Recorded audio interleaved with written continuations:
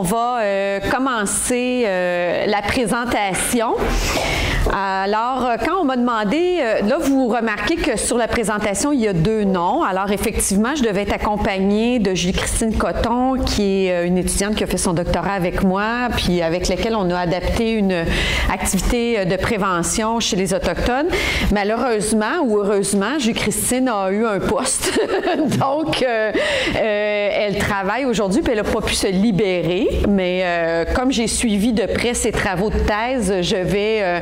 avec son consentement et avec... elle a regardé la présentation, elle était tout à fait d'accord avec ce que je viens vous présenter aujourd'hui. Alors, je vais vous présenter l'intégralité de ce qu'on devait initialement vous présenter. Quand on nous a demandé de venir vous parler, en fait, on nous a dit bien ça serait bien qu'on fasse un bilan des connaissances qu'on a en fait sur la prévention. Pour ceux qui me connaissent, vous savez que je me spécialise principalement avec les jeunes. Ce que je vais vous présenter aujourd'hui, évidemment, c'est une prévention qui s'adresse plus à cette clientèle-là. Et c'est aussi dans le but de regarder qu'est-ce qu'il y a devant. Alors, moi, comme chercheur, je me suis dit, mais semble, puis là, il y a des visages connus que je revois d'une fois à l'autre quand je présente, puis je me dis, bon, mais semble, il y a des choses qu'ils doivent savoir, là, que je l'ai dit, ces choses-là, puis que ça serait le fun que je répète pas. Alors, j'ai tenté de faire du nouveau dans la façon de présenter les choses, mais je vous invite fortement à poser des questions, s'il y a des questions. J'ai tenté pour la présentation d'aujourd'hui de faire un bilan de ce qu'on sait, donc, de la prévention, puis de jeter un regard vers où on s'en va aussi dans la prévention, avec tous les enjeux contextuels qui s'en viennent à nous. Donc, voilà. Alors, ce qu'on sait, chose sûre, puis c'était dans la présentation de l'atelier. Alors, quand on regarde la consommation chez les jeunes, depuis 2000, tout est en baisse. Alors, tout type de consommation est en baisse. Puis, dans la présentation, je disais, bien, peut-être que les actions préventives peut-être que ça a un effet. Moi, je suis convaincue que ça a un effet. Donc, les actions qu'on met en place depuis des années, les connaissances qu'on met à niveau aussi depuis des années, font en sorte que on adapte, on ajuste nos moyens préventifs, on les rend plus efficaces, on les rend peut-être meilleurs, on rejoint plus de jeunes. Puis à ce niveau-là, je pense que il faut continuer à faire de la prévention, bien évidemment, même si je ne pense pas de façon utopique qu'on va enrayer la consommation chez les jeunes d'ici quelques années, mais du moins, je pense que ce qu'on fait comme travail, ça porte fruit, puis il faut continuer à le faire. Maintenant, on ne peut pas le faire de n'importe quelle façon. On le sait, en dépendance, il y a des dangers quand on fait de la prévention. Donc, quand on parle de prévention, pour être bien clair, les 2 prochaines diapos, vous allez voir, c'est vraiment pour qu'on s'entende sur le principe de prévention.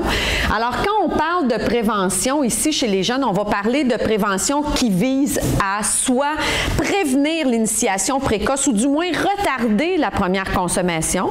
Pourquoi on veut faire ça? Parce qu'on sait pertinemment dans les trajectoires développementales que les jeunes qui s'initient à la cigarette, à l'alcool ou au cannabis avant l'âge de 12 ans sont beaucoup plus à risque de développer une consommation problématique à l'adolescence et beaucoup plus à risque aussi de développer une consommation problématique à l'âge adulte. Donc, ce qu'on veut, nous, là, c'est pas un chiffre magique. 12, là, c'est 11, 3/4, 12 écarts, on le sait pas, là, mais on sait que plus on retarde la consommation ou la première consommation, plus on diminue les risques de développer un problème de consommation. Donc, notre prévention, elle devrait initialement viser ça. Puis là, je vous le donne en mille, mais on va le voir tantôt aussi. Vous comprenez que si je commence à faire ma prévention avec des jeunes qui ont 15 ans, je suis passée à côté sans doute d'un des objectifs de la prévention, qui est de retarder l'initiation. Parce qu'une chose est sûre, la prévention, elle doit venir avant la conduite, évidemment, à moins que ce soit une prévention ciblée, puis on va en parler tantôt. Alors, la prévention vise aussi d'éviter l'usage régulier ou abusif de psychotropes à l'adolescence. Tantôt, en conférence d'ouverture, on nous disait à quel point le cerveau se développe jusqu'à l'âge de 25 ans. Donc, évidemment, nous, ici, à l'adolescence, oui, on va parler d'abus, oui, on va parler de dépendance, oui, on va parler d'addiction, mais on va parler même d'usage, parce que même l'usage en soi peut avoir des conséquences. Et les programmes de prévention devraient aussi, évidemment, servir à dépister les jeunes les plus à risque de développer une consommation régulière, abusive, problématique de consommation. Il y a différents types de prévention. La première est universelle, donc c'est celle qu'on va adresser à un groupe non ciblé, mais par exemple, on sait qu'au secondaire, il y a beaucoup de programmes de prévention qui sont mis en place. Donc, pourquoi? Parce qu'on sait que c'est une clientèle, somme toute, à risque, parce qu'ils sont des adolescents dans l'ensemble. Mais la mesure universelle va viser davantage l'amélioration des compétences personnelles, des ressources environnementales, de tout le groupe en particulier. On ne ciblera pas des individus spécifiques, sans sélection préalable. Alors, je rentre dans un groupe classe et je fais une prévention qu'on va dire universelle. Ici, on va le voir, on sait qu'il y a des facteurs de risque, il y a des facteurs de protection associés à la consommation. Ici, ce qu'on veut mettre en place, c'est de favoriser les facteurs de protection de ces jeunes-là, d'augmenter le plus possible. J'ai toujours de mettre un peu de watts, de mettre des oreillers autour de ces jeunes-là pour essayer qu'ils retardent la consommation, encore une fois, ou qu'ils ne développent pas une consommation qui est problématique. Dans la prévention, il y a aussi des mesures qui sont ciblées. C'est donc dire des mesures qui s'adressent à des sous-groupes d'individus qui sont particuliers, soit qui ont une probabilité plus grande que la population générale, si vous voulez, de consommer, soit des jeunes qui se sont déjà initiés. Donc, parmi les populations les plus vulnérables, quand on pense à la consommation, évidemment, on va penser aux jeunes qui ont des troubles de comportement. Évidemment, on va penser aux jeunes dont les parents sont eux-mêmes consommateurs. Je travaille beaucoup avec les Autochtones, donc évidemment, on va penser à des jeunes autochtones parce que c'est des groupes de jeunes où les prévalences sont très élevées et les facteurs de risque plus nombreux aussi en lien avec la dépendance.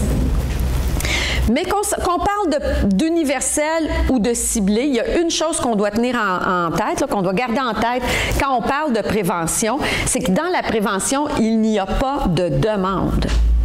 Il n'y a pas un jeune qui dit « Viens dans notre classe nous parler de consommation ». Donc, il n'y a pas de demande de la population à qui on va s'adresser.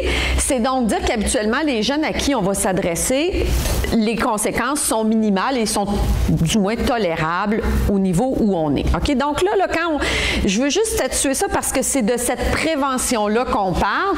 Après ça, là, on peut utiliser des termes prévention tertiaire, puis là, on parle avec du monde qui ont été dépistés avec des feux jaunes puis des feux rouges. Mais moi, on n'est plus à ce moment-là pour moi dans ce que j'appelle la prévention, soit universelle, soit ciblée. D'accord? Donc, qu'est-ce qu'on a appris? J'ai essayé de vous faire un résumé là, de toutes les lectures, les écrits que j'ai faits, les lectures qu'on a fait. Qu'est-ce qu'on a appris au cours des dernières décennies? Parce que la prévention, c'est quand même une pratique qui n'est pas si vieille que ça. Je dirais plus ou moins 20 ans à peu près, là, où on a vraiment commencé à mettre en place des pratiques préventives chez les jeunes. Donc, c'est très jeune. Là. Pour de la recherche, là, c'est quelque chose qui est très jeune. Donc, qu'est-ce qu'on a appris avec les pratiques préventives? Alors, on a d'abord appris que les interventions préventives sont importantes et sont économiques comparées aux interventions curatives. Évidemment, c'est des fois difficile c'est difficile des fois à convaincre, mais évidemment, si je suis capable de faire suffisamment de prévention pour éviter que des jeunes développent des problèmes plus graves, donc je vais être en mesure de peut-être avoir moins de jeunes qui vont avoir besoin de services en centre de réadaptation, qui vont avoir besoin de moins de jeunes. C'est le but de la prévention, c'est ce qu'on veut faire, OK? Donc, on sait que les coûts sont moins grands de façon générale, parce que souvent dans le curatif, on va du 1 à 1 aussi. Puis parce que souvent, quand on arrive à ce que j'appelle curatif ou réadaptatif, c'est que les personnes ont déjà cumulé des expériences puis des difficultés. Ils ont déjà donc plus de problèmes. Nous, ce qu'on veut, c'est arriver avant ces difficultés-là. Ce qu'on sait aussi, c'est que la prévention en dépendance n'est pas sans risque. Donc, on a remarqué au cours des années qu'on ne peut pas faire n'importe quoi quand on va dans une classe avec des jeunes. On ne peut pas leur dire n'importe quoi, puis on ne peut pas parler de n'importe quoi, parce qu'il y a des choses qu'on fait que plutôt que de prévenir ou de sensibiliser les jeunes, vont piquer leur curiosité, vont les inciter à vouloir essayer la substance, vont vouloir... Et nous, on ne veut pas faire ça. Nous, on veut l'inverse, OK? Donc, ça ne veut pas dire qu'il ne faut pas parler des effets positifs de la substance, parce que les jeunes veulent en entendre parler aussi, puis ça serait leur mentir de leur dire « Oh non, c'est pas le fun, il n'y a pas de fun, il n'y a pas de plaisir dans la consommation ».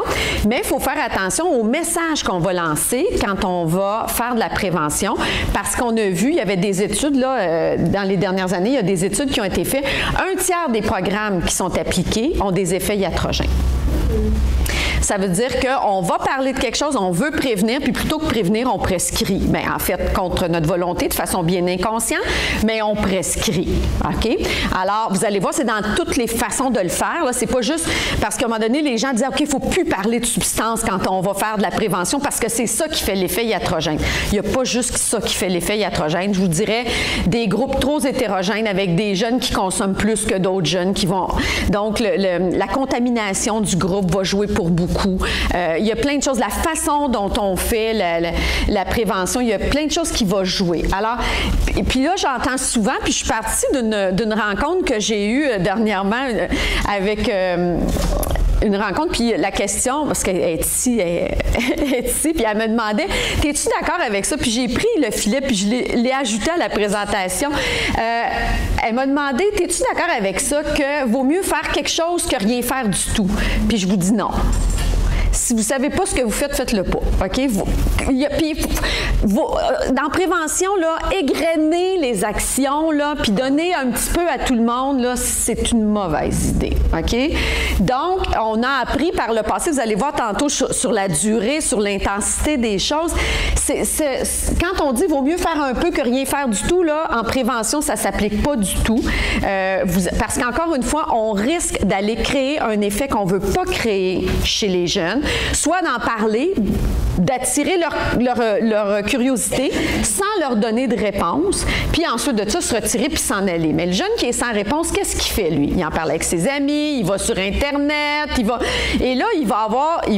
Il peut être mésinformé, en ce sens qu'il peut tomber sur n'importe quel type d'intervention. OK? Alors, il faut faire attention. Et on a aussi appris au cours des dernières années que la coercition à elle seule ne suffit pas. C'est donc dire, dans toutes les écoles les directions d'école avec lesquelles j'ai travaillé, évidemment, il faut un code de vie. Évidemment, il faut des conséquences dans l'école. Si le jeune consomme, s'il y a du cannabis, s'il en vend à ses partenaires, à ses collègues de classe, évidemment, il faut des conséquences. Mais si ce n'est que ça, l'aspect préventif que vous faites, bien, ça donne rien. OK? Et là, je donne toujours le même exemple et je vais le donner rapidement ici aussi. En fait, c'est comme si vous aviez un ticket en voiture. C'est vraiment une approche qui est coercitive. Vous faites de la vitesse, de la haute vitesse, on vous donne un ticket en voiture. Vous êtes très fâché. Vous souriez parce que c'est un agent de la paix. Mais vous êtes très, très fâché. Et là, ben, vous partez avec votre ticket. Après combien de temps vous refaites de la vitesse? En partant, parce que vous avez cet esprit un peu contradictoire en disant « mon maudit, je vais y aller, puis ça va repartir ». Une journée après, une semaine après, hein, donc, mais vous êtes fâché, sur le coup, vous vous êtes fait prendre, vous n'êtes pas content, vous payez la coercition, mais rapidement, le comportement va revenir. OK? Donc, on sait que la coercition à elle seule ne fonctionne pas. On sait que, là, avec les années, là, on est arrivé à un bon portrait épidémiologique des jeunes. On sait bien c'est quoi les facteurs de risque et les facteurs de protection qui sont associés soit à une initiation précoce à l'alcool, aux drogues, au cannabis, soit à la consommation problématique des psychotropes, à l'abus. Nos facteurs de risque là, sont bien connus. On les connaît, nos jeunes les plus vulnérables. On sait même c'est quoi les interactions qui sont les plus à risque de développer des problèmes, même si dans le domaine social, psychosocial, c'est très difficile d'établir des trajectoires toujours pures et dures. Et sachez que ces facteurs de risque-là ne sont pas uniques à la dépendance. J'ai fait un exercice il y a quelques années. J'avais sorti les facteurs de risque à l'anxiété, les facteurs de risque à la dépendance, les facteurs de risque aux troubles de comportement, les facteurs de risque. J'avais tout mis ça. Puis c'est drôle, les populations les plus à risque d'être dépendants, ils sont beaucoup à risque d'être d'autres choses aussi dans la vie. OK? Pourtant, quand on travaille, nous, en dépendance, on rentre dans l'école, on fait notre programme de dépendance. Est-ce que seulement on se demande, est-ce que ces jeunes-là sont rencontrés par d'autres groupes en prévention sur l'intimidation, sur l'anxiété, sur le trouble du comportement? Quel message ces groupes-là leur ont passé? Qu'est-ce qu'ils leur ont dit? Comment nous, on a harmonisé nos messages qu'on leur a passés? Parce qu'on s'adresse tous aux mêmes jeunes, finalement. Et le danger, c'est d'envoyer des messages soit multiples, que le jeune ne comprenne plus trop bien, ou même des messages qui sont contradictoires. OK? Alors, ces connaissances-là devraient guider les actions pour les clientèles ciblées, les clientèles à prioriser. Je ne suis pas d'avis qu'on doit donner à tous égal. OK? La prévention, là, on n'est pas obligé de faire toutes les écoles, par exemple, d'une région. Je vais prendre ma région, Sherbrooke. Il est clair que si demain matin, j'ai un financement XYZ, bien, la logique voudrait que je regarde mes facteurs de risque, que je regarde mes communautés les plus à risque, puis que j'aille dans ces communautés-là, en donner plus. Si je peux en donner à tout le monde, écoutez, là, le bonheur est dans le pré, alors on en donne à tout le monde, puis c'est parfait. Mais c'est pas ce qui se passe dans nos vies actuellement. On n'en a pas pour tous. Et pourtant, ce qu'on essaie de faire, c'est d'en donner à tout le monde un petit peu. Mais ceux qui en ont le plus besoin, là, qu'on sait qu'ils sont nos clientèles à risque, bien, eux, ils en auraient besoin un peu plus. Puis on n'est plus capable. Quand on arrive là, on n'est plus capable de leur en donner. Si on a les moyens de nos ambitions, parfait, on en donne à tout le monde. Mais si on n'a pas les moyens de nos ambitions, il y a un travail préalable à la prévention qui doit être fait. C'est de cibler les clientèles qui en ont le plus besoin. OK? Puis souvent, c'est pas ceux qui lèvent la main en premier, puis souvent, c'est pas ceux qui ont les plus de moyens non plus pour nous aider à faire notre prévention. Les facteurs de risque, les connaissances quant aux facteurs de risque vont aussi nous aider au niveau de l'intensité de l'intervention. Il y a des clientèles qui vont nous demander d'avoir une intervention préventive beaucoup plus intense, plus répétée, plus soutenue que d'autres clientèles. Et la concertation. Et finalement, ce qu'on a appris, donc, parce qu'on se fie aux facteurs de risque de prévention, aux facteurs de risque et aux facteurs de protection, ce qu'on a appris dans la dernière année, c'est qu'on peut parfaitement faire de la prévention en dépendance sans jamais parler de substance. Et ça fonctionne. OK?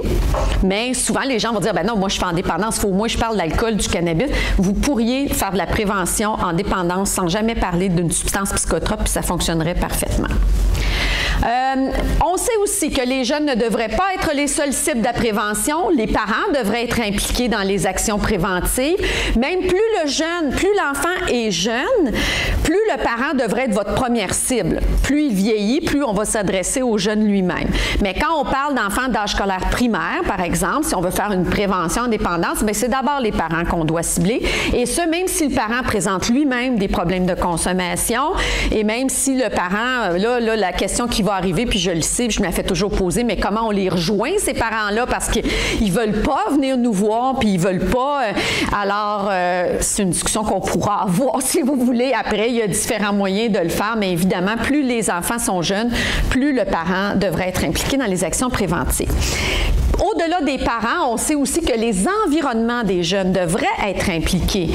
Donc, l'école, souvent, moi, je parle à des organismes, là, on est en train de faire de l'évaluation de programmes de prévention avec certains organismes, puis ils rentrent dans l'école, donnent leur programme, puis moi, la question que je leur pose tout le temps, c'est dans quelle mesure l'équipe école est impliquée dans ce que vous venez offrir. Une fois que vous quittez l'école, là, puis que vous avez fait vos 4 ateliers de prévention, là, est-ce que l'école se l'est approprié, ce programme-là? Est-ce que l'école continue à transposer le message que vous avez voulu donner aux jeunes? Si on ne prend pas soin de ça, c'est comme aller donner une information puis quitter. Mais le jeune, lui, le jour qu'il a besoin d'une information, et si le message n'est pas répété, et le jour qu'il a besoin d'une information, à qui il doit s'adresser? Là, on a un problème de communication. Alors, quand on fait un programme de prévention, on doit impliquer les environnements, on doit impliquer l'école, la communauté, communauté du jeune, les amis, les parents des enfants. Quand on planifie en fait la prévention, au Québec, on est chanceux, on est des esprits créateurs, des programmes de prévention, les gens en ont, j'en ai lu beaucoup dernièrement, c'est des beaux programmes, c'est des belles choses que les gens proposent, puis de plus en plus les gens disent c'est ça les critères d'efficacité, on va suivre les critères d'efficacité, ça fonctionne, on va y aller par rapport à ça. Il faut faire attention, quand on planifie l'offre de services en prévention, oui, le contenu est important. Alors, votre programme, ce qu'il contient est très important, mais le contenant doit l'être tout autant. Alors, dans quel contexte vous allez offrir ce programme-là? En collaboration avec qui? Parce que le plus beau, puis c'est ce qu'on va voir tantôt avec les Autochtones, le plus beau des programmes qui fonctionnent dans plein d'endroits, implantés dans un programme XYZ, pourrait ne pas du tout fonctionner. Pourquoi? Parce que vous avez fait fi d'un contenant qui était le milieu scolaire, qui n'avait pas du tout le même langage que vous donnez aux jeunes. Là, les jeunes, ils arrivent avec des messages qui sont trop contradictoires, ne sont pas capables d'assimiler ce qu'on veut qu'ils fassent, en fait. Ou ils vont dire, ils sont le fun, ils viennent nous parler de la consommation, mais demain matin, je me fais prendre avec de la drogue, puis je me fais ramasser, tu comprends-tu? Il est où l'esprit d'ouverture puis de communication qu'on m'a parlé d'un programme de prévention? Je ne le retrouve plus. Alors, voyez-vous, là, c'est comme, il faut que le contenu puis le contenant, il soit en harmonie. Aucune action préventive ne devrait être une action isolée. Hein, comme je dis tout le temps, un one-shot deal dans une école, là. On fait un kiosque sur l'heure du midi sur les différentes drogues, puis on s'en retourne chez nous. On oublie ça. Si vous avez juste ça à faire, faites-le pas. OK? Au contraire, vous allez créer des effets iatrogènes. Le message doit être constant, répété et cohérent. Le problème actuellement, je vous dirais, puis je vais avec la concertation puis la pérennité, le problème actuellement, c'est qu'on est... Quel programme est au goût? Quelle problématique est au goût du jour? Ah, l'intimidation. Parfait. Alors, l'argent va dans l'intimidation. Mais dans quelques années, je vous garantis que ça sera plus ça, puis l'argent va aller dans un autre programme qui, j'espère que ça va être la consommation. Mais peu importe où ça va s'en aller, ce que je veux vous dire, c'est qu'on change le programme. Puis là, oh non, on fait plus ce programme-là. Fait qu'en 6e année, on a donné un message aux enfants, puis quand ils arrivent à l'école secondaire, c'est une toute autre équipe qui arrive, et ils leur donnent un nouveau message parce qu'ils utilisent un nouveau programme, puis parce que faut pas faire ça, OK? Quand on fait de la prévention, là, si on veut que notre action préventive, d'abord, vous allez le voir, on devrait commencer très tôt dans la vie des jeunes. Quelqu'un me demandait, de façon utopique, maternelle. Évidemment, je ne vais pas parler de consommation à la maternelle, mais vous commencez à la maternelle à mettre de la ouate autour d'eux. Puis je devrais les suivre jusqu'au cégep, ces jeunes-là. Comprenez-vous ce que je suis en train de dire? Avec un message qui est cohérent, qui est répété. Là, vous allez me dire, ça, c'est vraiment utopique. Oui, je le sais. OK? Mais je n'arrêterai pas de rêver parce que là, sinon, ça devient plate. Là. Alors, et évidemment, ben, la concertation, une façon d'y arriver, par contre, c'est de se concerter entre organismes de prévention avec d'autres types de prévention de d'autres problématiques. Et c'est aussi la pérennité des programmes. C'est pas une mode, un programme de prévention, là. Ça devrait être un message, puis on ne devrait pas changer de programme à tous les ans parce que la mode dit de faire ça. OK? On peut l'adapter, on peut l'ajuster, comprenez-moi bien, là. Mais il ne faut pas passer du tout au tout non plus. On sait aussi, quand on évalue l'efficacité des programmes de prévention, les intervenants, les animateurs, appelez-les comme vous voulez, 15 à 30 de l'efficacité d'un programme repose sur les connaissances, les capacités, la crédibilité de l'animateur qui est devant les jeunes.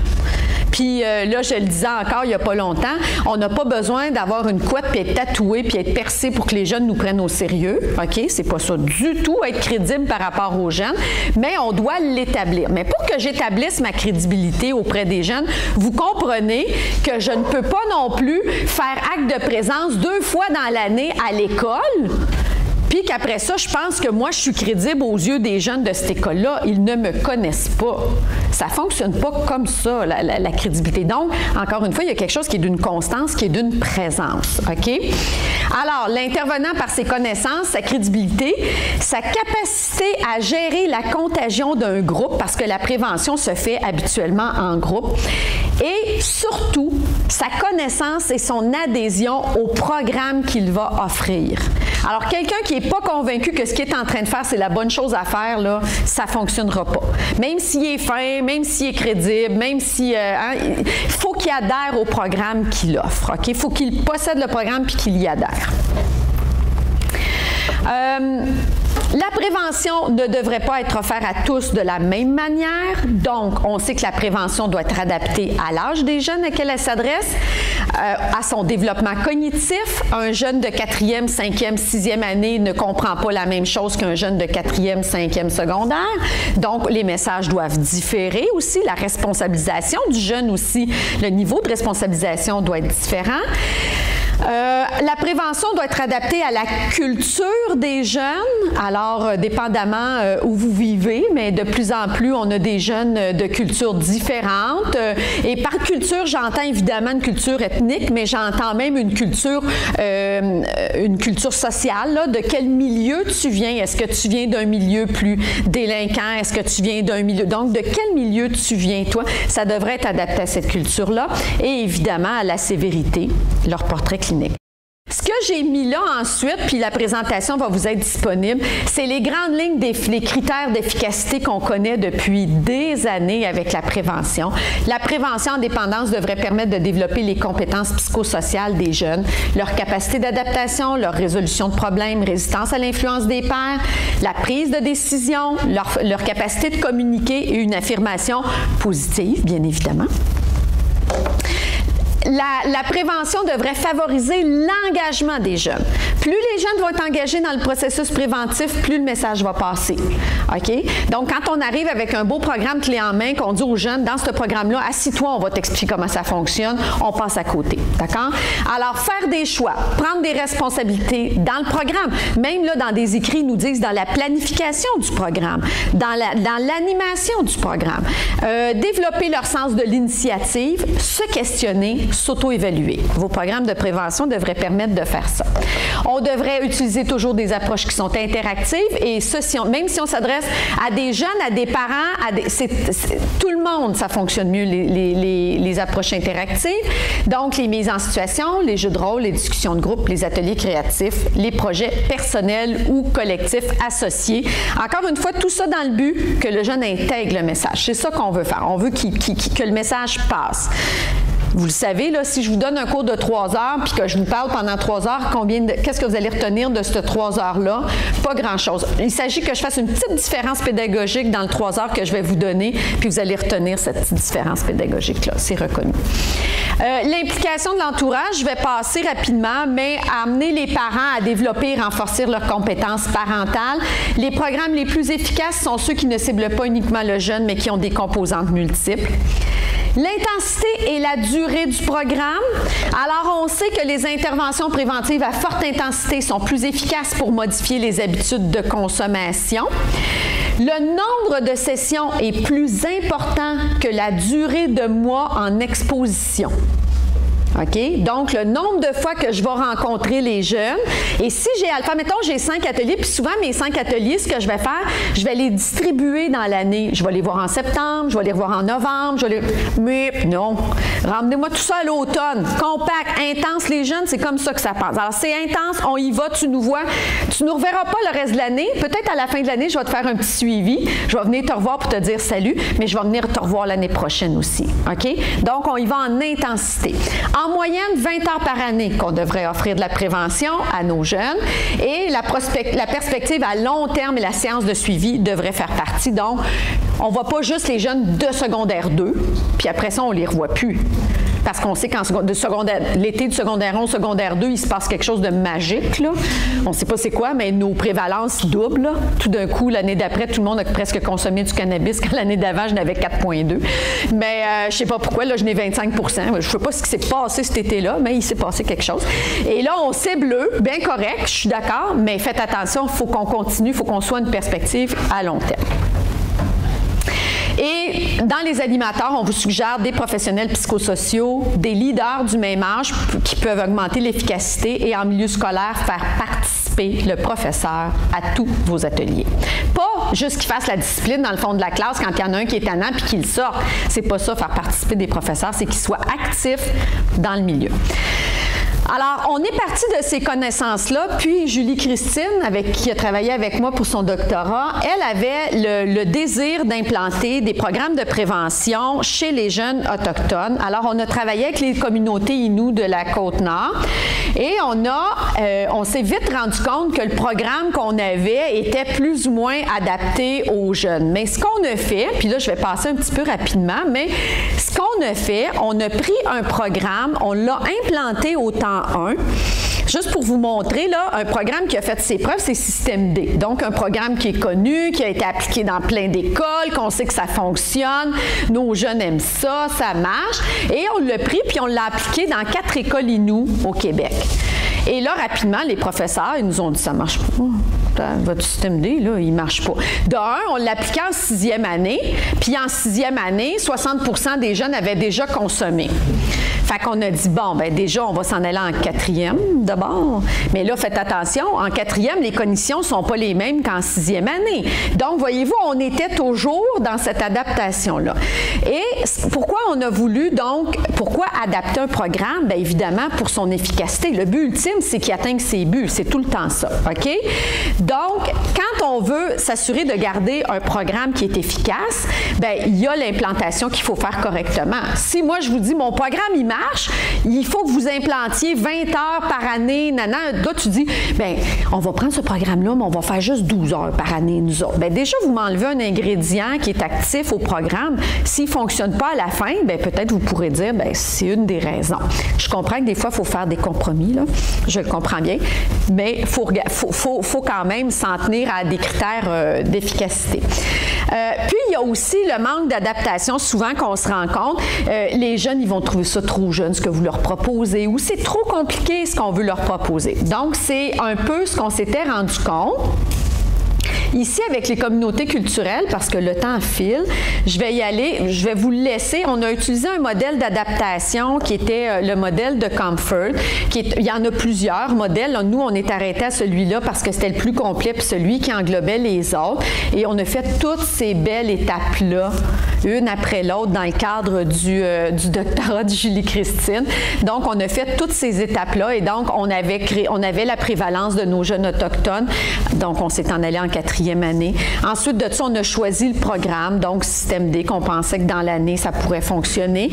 On a mis en place le matériel initial et ensuite de ça, on est allé rencontrer les gens de la communauté puis on leur a dit qu'est-ce qui a marché puis qui n'a pas marché.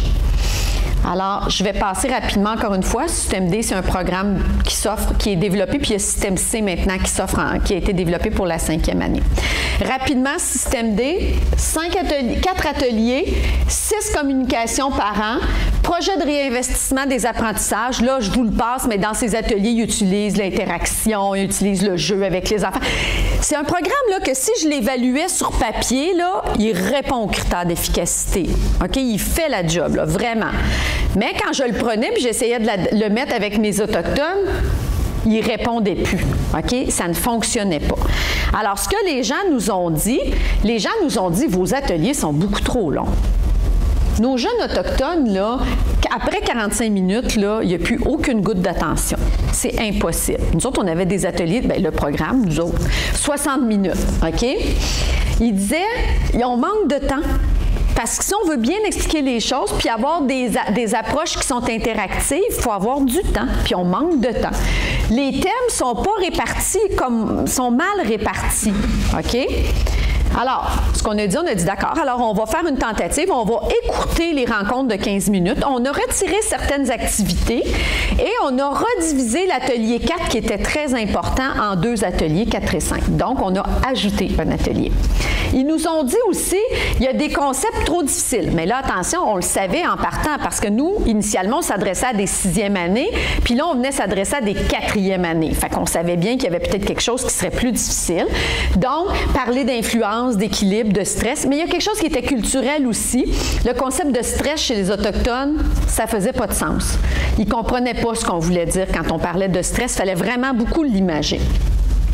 Les exemples qu'on donnait, c'était pas du tout adopté. Eux autres, là, nos exemples, là, ils marchaient pas avec ce qu'on leur disait. Même à un moment donné, dans le système D, ils utilisent des marques de commerce.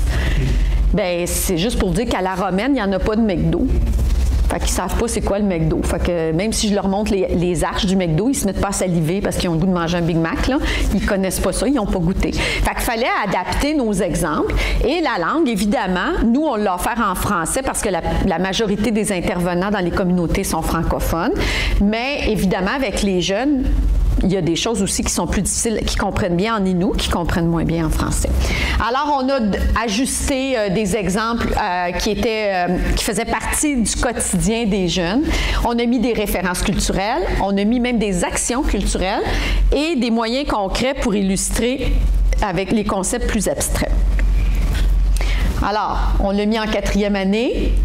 On nous a dit, maintenez les communications aux parents. Bien, il y a beaucoup trop d'écriture dans vos communications, là. Les parents, ils lisent pas ça. Fait que maintenez ça, mais enlevez de l'information. Choisissez ce que vous voulez nous dire. Impliquez la communauté. Parce que nous, un enfant dans notre communauté s'est élevé par tout le monde. Puis là, vous ne l'impliquez pas. On ne sait pas ce que vous faites dans l'école. Fait qu'il faut que vous nous impliquiez. Fait que vos communications que vous envoyez aux parents, s'il vous plaît, diffusez-les sur les radios communautaires de notre communauté. Ça, on a beaucoup ri. Ouvrez un groupe Facebook Système D pour nous dire ce que vous faites dans l'école et faites une fois par année une séance d'information que toute la communauté est invitée avec un repas, etc. et qu'on va parler de consommation. C'est merveilleux, hein? Si on avait ça dans nos villages ou nos petites villes, c'est plus facile quand la communauté comporte moins de monde, peut-être. Et dans le projet de réinvestissement à la fin, bien, pourquoi le faire juste avec les enfants qui font le programme? On va impliquer toute l'école. Tout le monde va embarquer dans le programme de réinvestissement. Hey, on a dit, mon Dieu, c'est donc des bonnes idées, puis ça venait pas de nous autres, là, ça venait d'eux. OK? Alors ça, c'est le programme adapté. Quand on a fini avec Système D, ce que ça nous a donné, on a maintenant 5 ateliers. On a maintenant 6 communications aux parents révisées et raccourcies, en français et en Innu. On a le volet communautaire, 5 communications radiophoniques, un groupe Facebook, une séance d'information. Dans le projet de réinvestissement, c'est maintenant rendu un projet école. Et c'est comme ça qu'on a adapté le projet. Là, rapidement, je ne pourrais pas passer tous les ateliers, mais vous dire, voyez-vous, les durées ont été raccourcies. Il y avait une carte psychologique sur l'alimentation. On a enlevé ça, ça faisait pas. On a ajouté des dominos pour expliquer les influences, des cartons de vote, des suggestions d'exemples. Les jeunes, on emmenait les jeunes, il fallait qu'ils viennent écrire au tableau, chacun à tour de rôle. On a fait des pauses, surtout, et beaucoup d'étirements et de sauts. On sautait pour bouger un petit peu. Même chose ici, l'atelier 2, alors était de 120 minutes. On l'a raccourci à 90 minutes, séparé en 2, évidemment. Vous aurez deviné. Et on a enlevé des choses, donc un petit peu d'affaires qui étaient de trop. On fait asseoir les enfants par terre en cercle. C'est très significatif chez les Autochtones. On a fait des courtes pauses. Dans les modèles d'exemple, on donnait des marques de skidoo. Ça pognait. Fait que ça, ils comprenaient ce qu'on voulait dire. Même chose, 3e atelier. Alors, voyez-vous ce qu'on a ajouté ici? On a ajouté, des techniques de relaxation parce qu'ils ne connaissaient pas.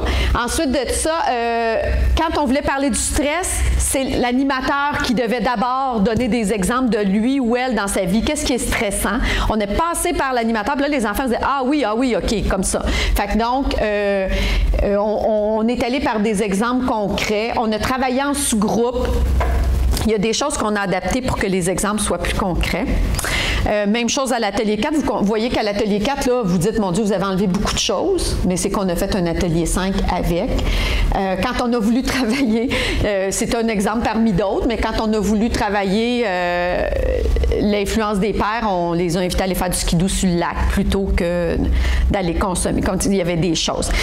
Faites vraiment cocasse, peut-être à vous partager. On parle à un moment donné des marques, puis là, à un moment donné, dans les marques, il y a du Nike, là, tu sais, la marque de sport, etc.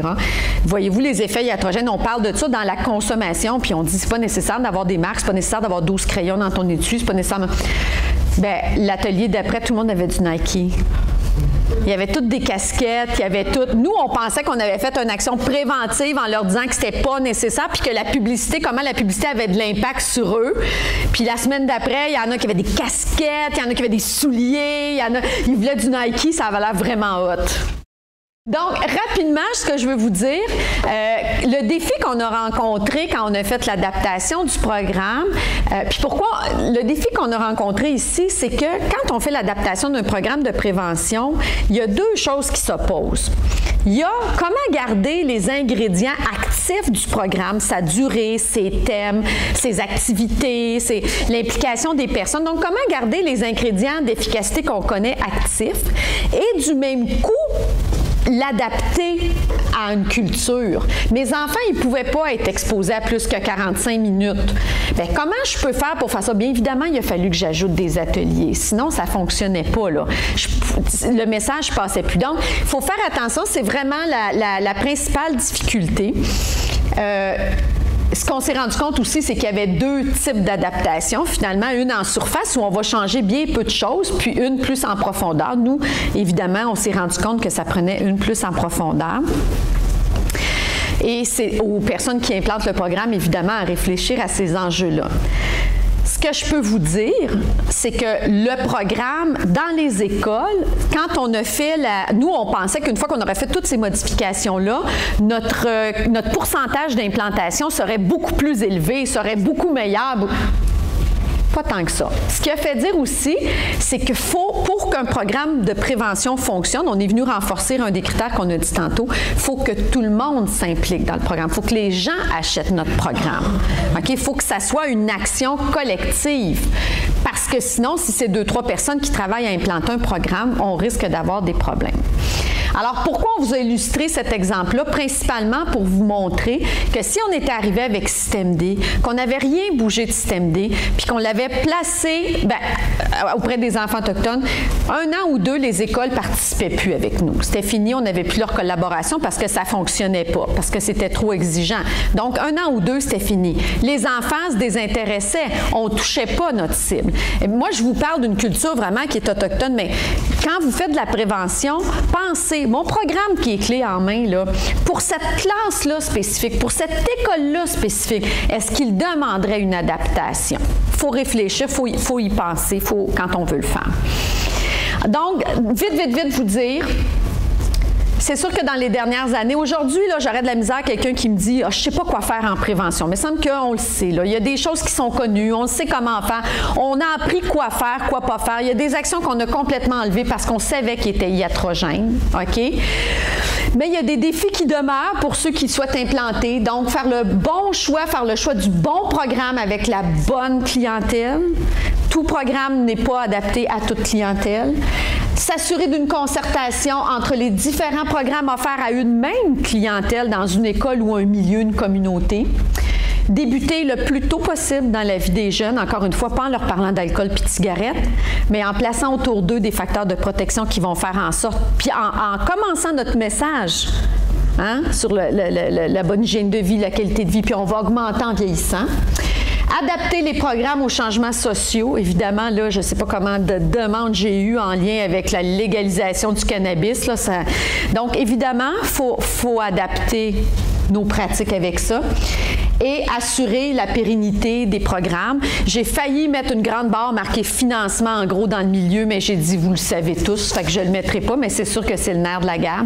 Puis la dernière chose, le dernier message que je voudrais vous laisser, parce que pour moi, il est très important d'un point de vue éthique, on fait de la prévention Mais si, après notre prévention, on n'a pas les moyens d'offrir les services aux jeunes que je vais dépister, c'est éthiquement inacceptable. Donc, si je fais des actions préventives, c'est parce que je sais qu'après mon action préventive, je peux avoir un suivi pour les jeunes que j'aurais dépistés à risque ou problématique. Mais sinon, pour moi, là, c'est comme si je dis à un jeune, viens me parler, puis le jour qu'il vient me parler, bien, il n'y en a pas de porte pour aller parler. Ça ne fonctionne pas. Voilà.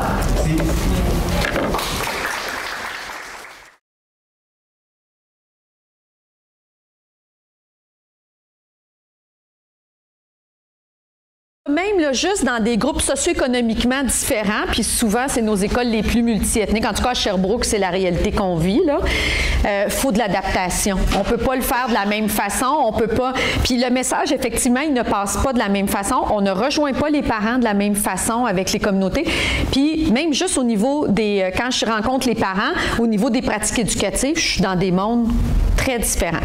Fait que ça nous demande une bonne souplesse quand on est dans des groupes. C'est sûr que moi, là, je milite toujours en faveur de groupes le plus homogènes possible. Hein. Quand je travaille en universel, c'est moins pire, mais en ciblé, c'est sûr que je veux travailler avec les groupes les plus homogènes possibles pour être capable de le plus possible adapter mon intervention à eux. Mais effectivement, les défis qu'on a rencontrés avec nos Autochtones, on les rencontre. C'est pour ça que je dis on n'a pas besoin d'aller dans des communautés autochtones pour rencontrer ces défis-là. Il y a des régions, des quartiers à Sherbrooke, que je suis sûre que dans vos régions, vous pouvez l'identifier aussi.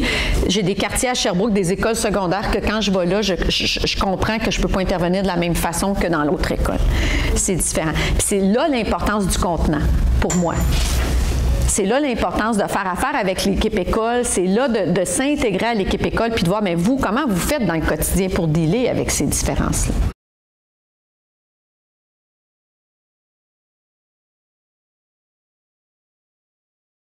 Je pense qu'effectivement, ça serait une bonne idée parce que si on les ramassait, là, on pourrait commencer à penser à quelque chose de continu. Puis ceux qui sont plus spécialisés dans la petite enfance pourraient dire qu'est-ce qu'il faut travailler pour prévenir tel problème. Puis comme je vous dis, si je donne une bonne estime de soi à un enfant, si je l'apprends à s'affirmer, si je l'apprends à coper avec les difficultés de la vie, moi, je suis en train d'y prévenir un paquet d'affaires dans la vie en cet enfant-là. Donc, puis si je suis capable de le faire, c'est ça, s'affirmer personnellement. Fait que moi, je peux pas être contre cette affirmation-là. T'sais. Maintenant, l'autre chose, ce que ça implique, c'est qu'il y ait des personnes significatives qui portent ces dossiers-là dans les écoles, qui portent ces dossiers-là dans les communautés, pour que ces gens-là soient identifiés. Plutôt que d'identifier Madame Dépendance, pourquoi on n'identifierait pas Madame Prévention? Quelqu'un qui fait de la prévention pour le bien-être de l'enfant, de la communauté, de l'école en général. T'sais.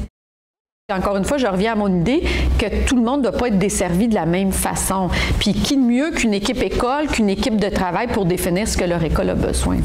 Mais je serais d'accord de regrouper la prévention, si ce n'est que pour la continuité de la prévention, la cohérence du message, la répétition du message.